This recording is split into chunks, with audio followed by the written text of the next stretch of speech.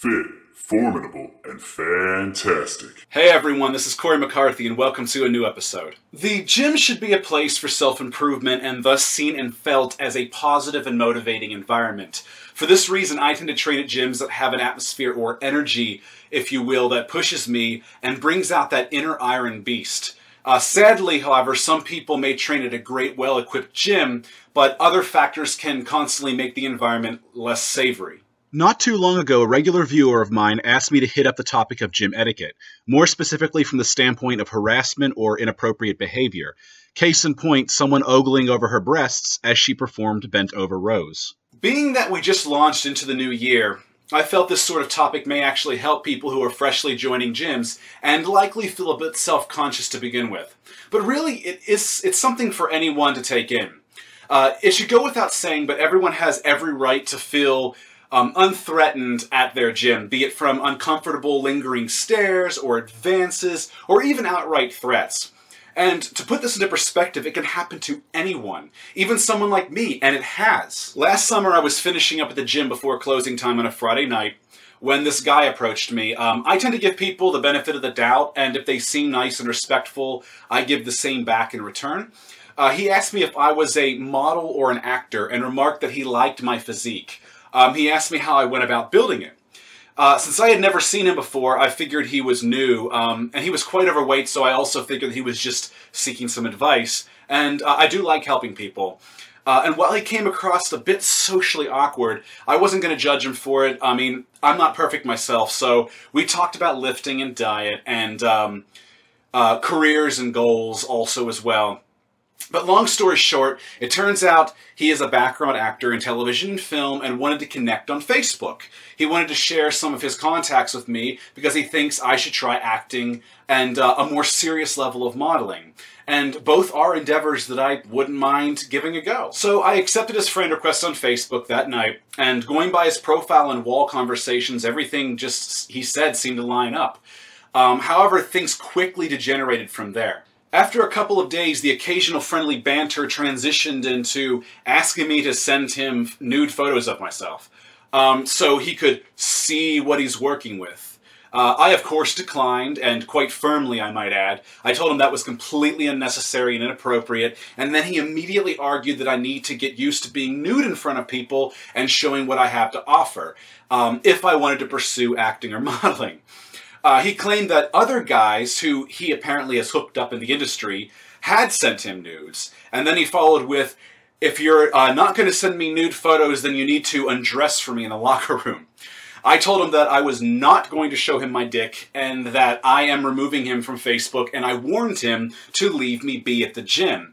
The latter demand being quite important since I unfortunately met this fucker at a place I frequent, the gym, one of my favorite places on earth. I told him that I don't want to speak to him any further and that I don't want him approaching me for any reason. That's when, like a total and utter fucking idiot, he replied with this threat over Facebook messages, yes, in writing, that he was going to grab my nipples the next time he saw me at the gym to make some kind of point, whatever the fuck that meant. So I warned him not to touch me nor approach me, and that I was reporting these messages to the gym's management. I kept it firm and I kept it clean just in case I had to show it to the police if something happened. Then I immediately unfriended him, printed the conversations to share with management that night, and I did just that. They found him in the member database, and complete with his photographs. And I told them that this was sexual harassment, and that now that I've done my due diligence by reporting it with supporting evidence, if he proceeds at this point to touch me, that I would knock him the fuck out in self-defense, and they'd have a compounded situation on their hands. Anyhow, the point is that you don't need to take it, you don't need to accept it, and you need to be firm and report it if necessary. It can happen to anyone, man or woman. If someone is staring at your tits while you're lifting, look them right in the eyes and tell them to stop. If they continue or they become aggressive, report it. Worst case scenario, defend yourself physically if need be, using whatever force is necessary to neutralize the threat. But by doing your due diligence, you may help mitigate any repercussions that you may receive after using such force. You'd think this would all go without saying, but I hear so many situations where people are being harassed or feel helpless, and they just do nothing, or at the very most, they might complain to their friends about the situation.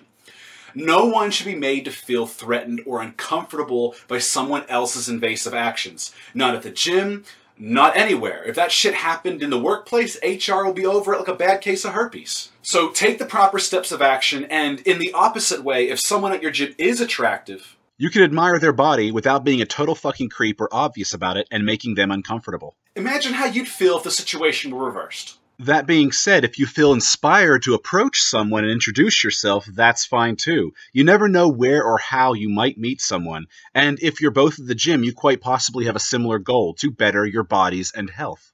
Just don't be a jackass by doing it mid-set or with a similar and appropriate timing. Be tactful and respectful, and if you're rejected in some manner, move along. It happens. Don't take it personally.